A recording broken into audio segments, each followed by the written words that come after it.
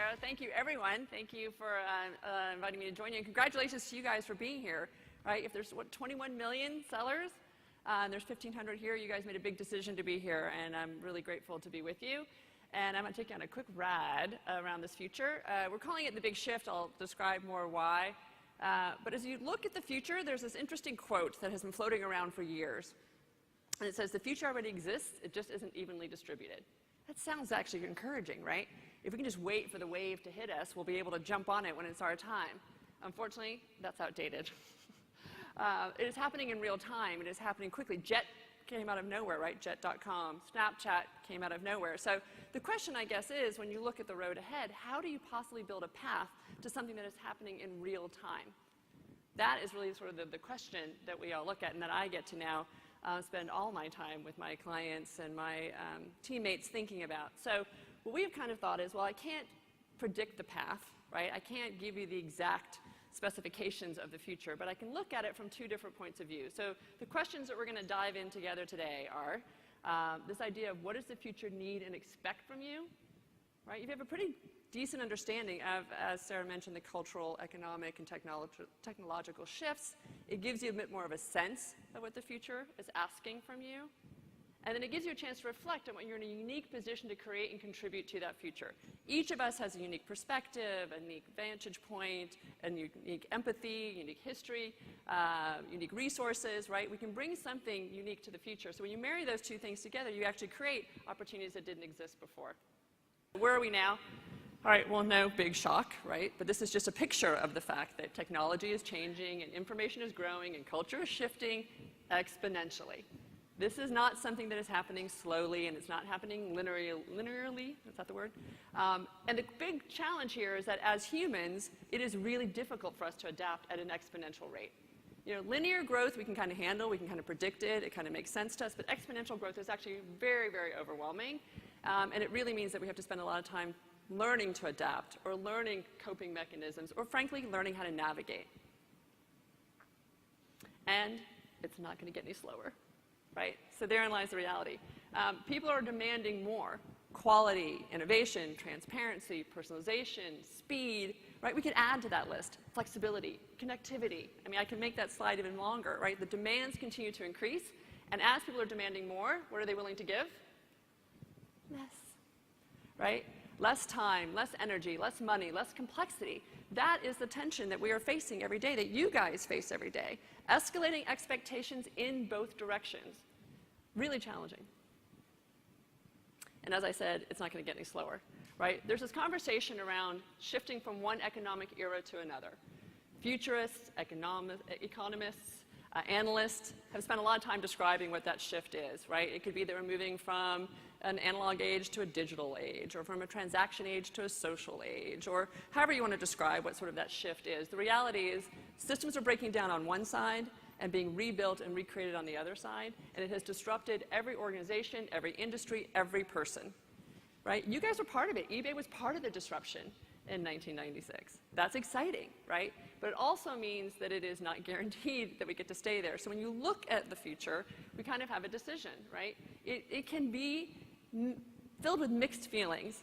I am eternally optimistic. You know, I really do believe very much in the future, but it is also with some sense of overwhelm when I think about it. You know, who do I turn to? Who do I learn from? Who do I collaborate with? There's just so much coming at me. How do I make sense?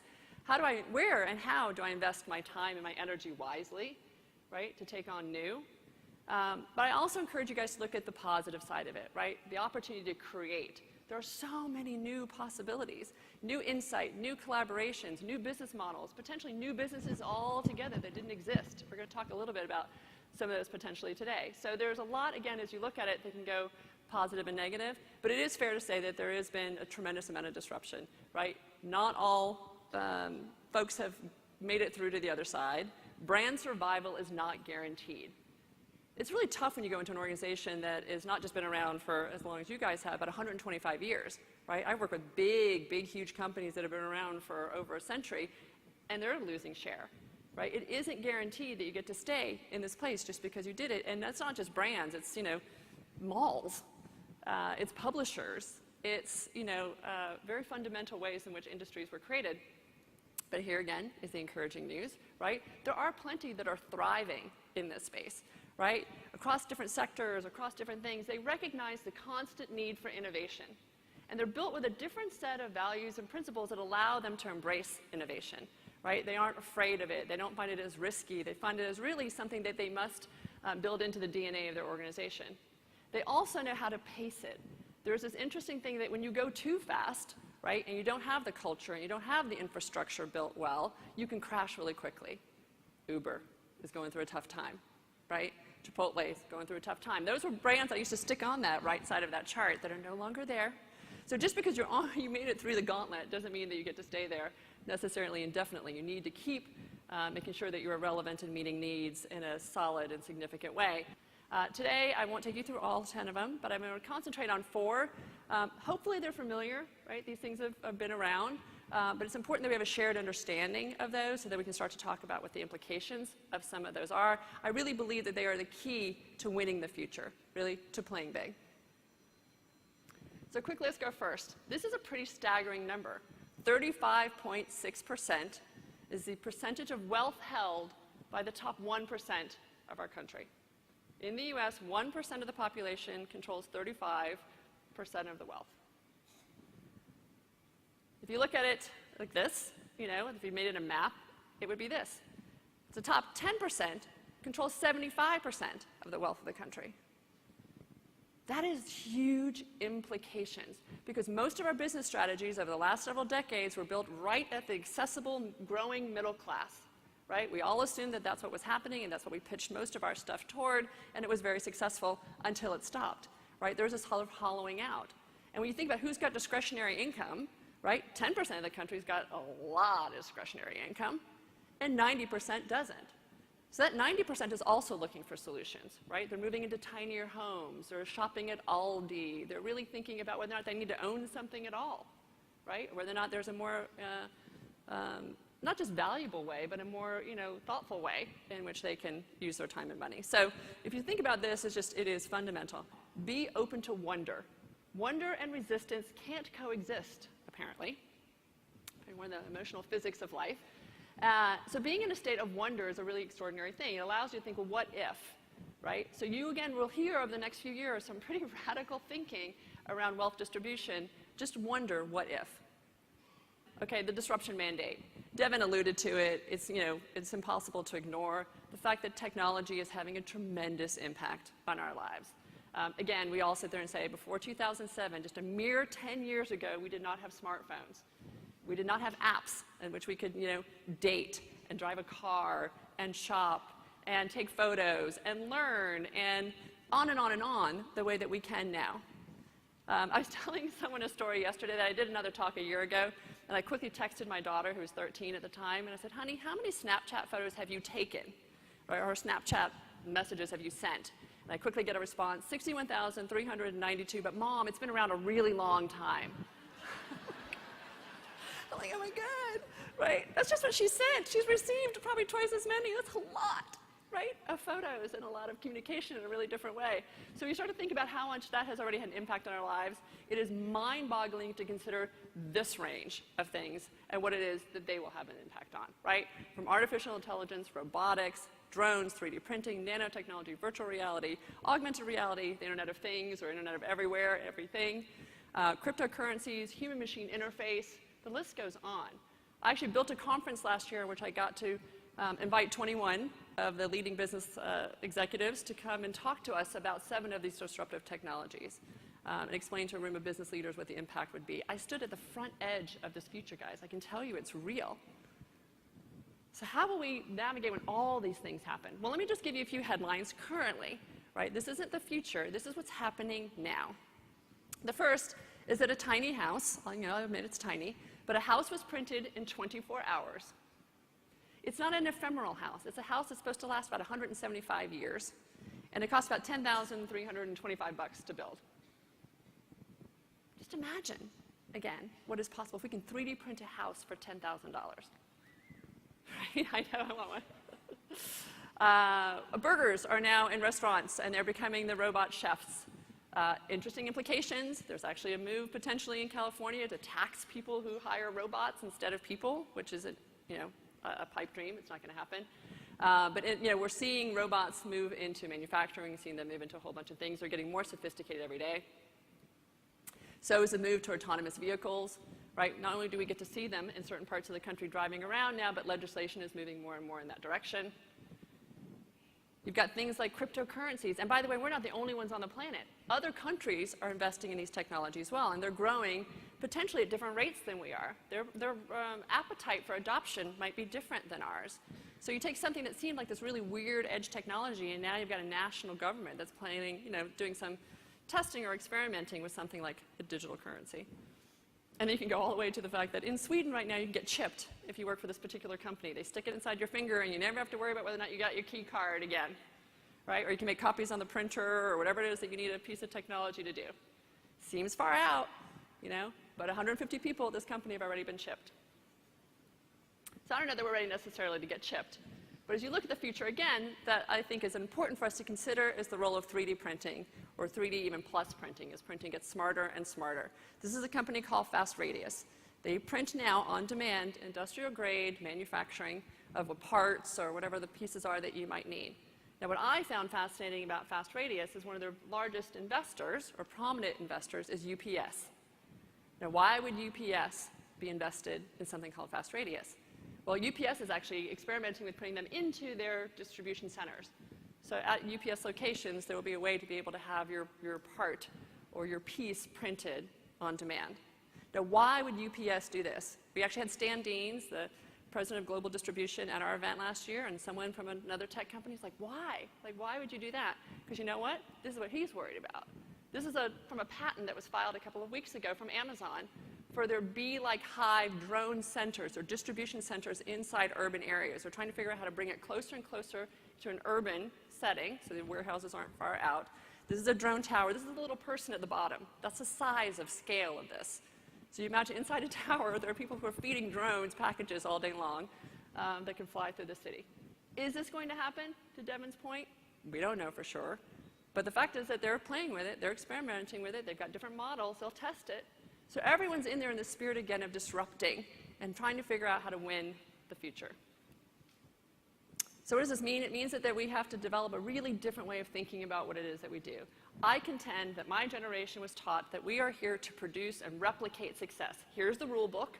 If you follow the rule, you'll be able to continue to replicate and scale quite quickly. That's how many brands were built around the world, right? They were consistent. They were reliable. They had the rule book. They literally had a rule book. Guidelines about how to do all that. We have now moved into an era where we're not replicators, we are navigators. Navigators require a really different set of skills, right? There's a humility involved, there's a constant learning that's involved, there's collaboration that's involved, there's agility that's involved, there's willing to test and learn. There's a whole different way in which we have to operate when we are navigators versus replicators. All right, this is one I think is really important to consider, right, that we are all connected. The fact is that we are not separated. As these technologies take root, we learn more about the impact that our decisions make, the ripple effects, the externalities is sort of the fancy word. But we see that we are actually making decisions about how things affect others. And so it starts to impact how we shop. This idea of the circular economy is about, what went into the product that it is that I'm buying, what sort of contributed to that product, and then what happens to it when I'm done with it, right? Does it just die? Does it end? Or is there a way for these resources to continue to be used?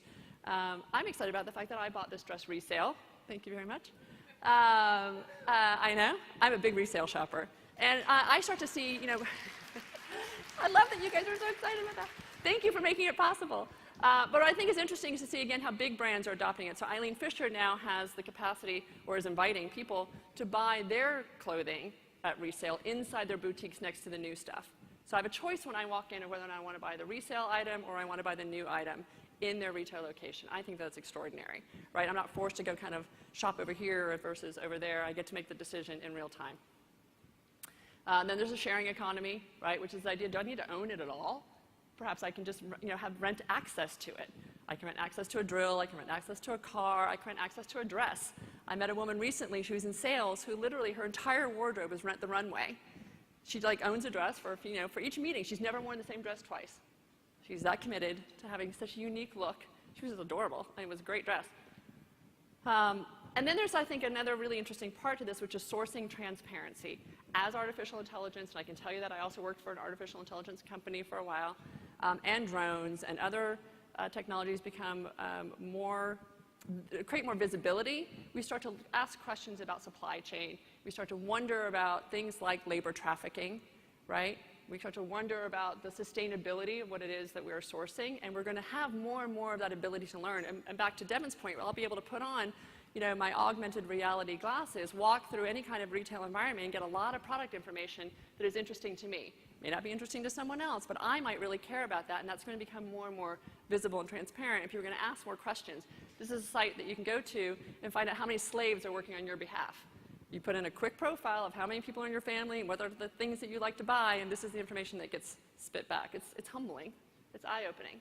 So there's this real opportunity that leadership is about being better able to listen to the whole than anyone else, from Otto Scharmer at MIT. When you're able to step back and see the whole, you can start to see where the gaps are and where the opportunities are. You get to fill them in a way that when you're siloed and you're sitting there looking straight down, you don't always get to see. So I would argue that, again, the lesson from that is that we need to contribute versus extract. And I will, again, purport that the companies on the left side of that big shift map have spent so much of their time extracting value and holding on to ROI, and much less thinking about how they create value and contribute. When you contribute, you innovate from a very different place.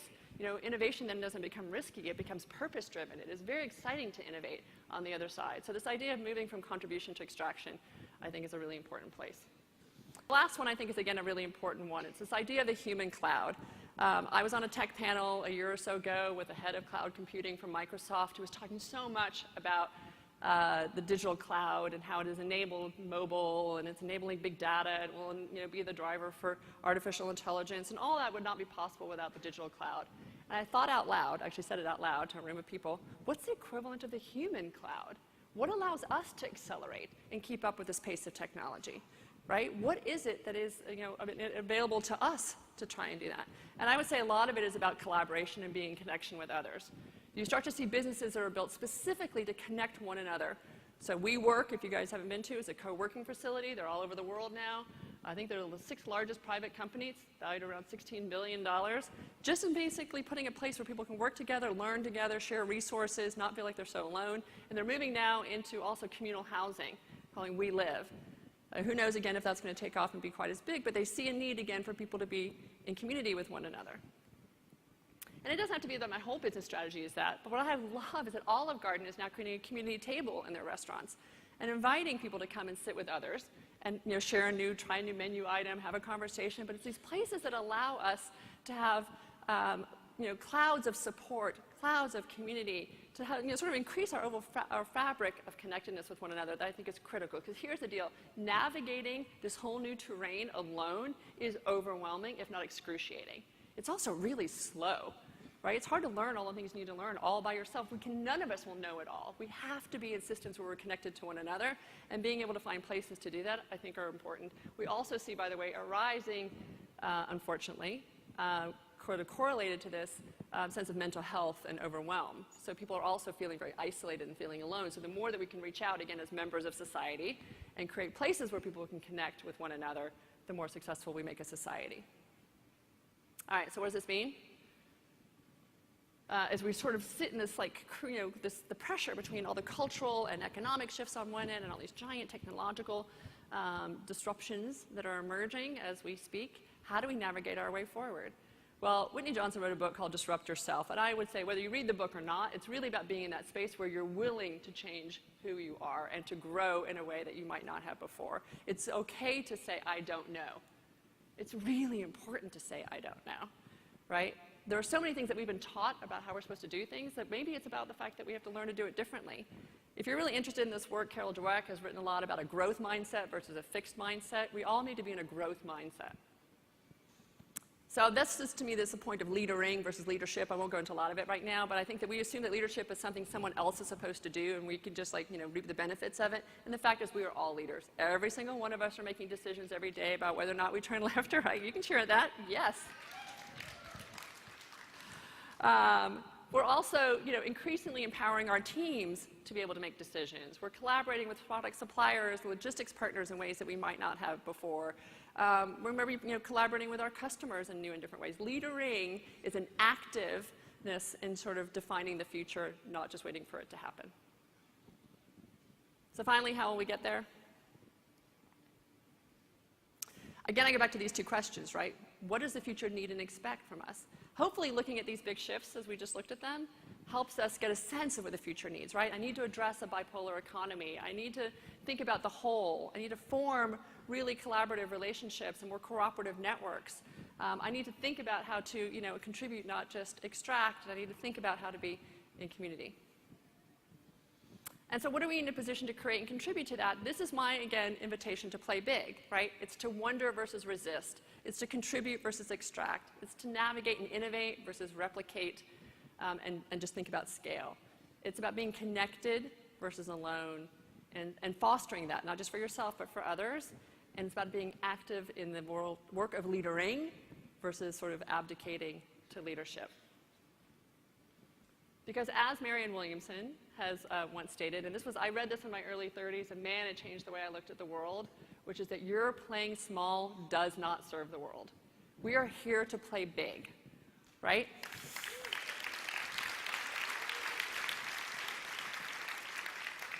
So thank you for playing big, my new friends, and for using all you have and all you are to build a big, bright future for us all, and for the youth, by the way, that are watching you and that are part of this future that we are creating all together. Thank you very, very much.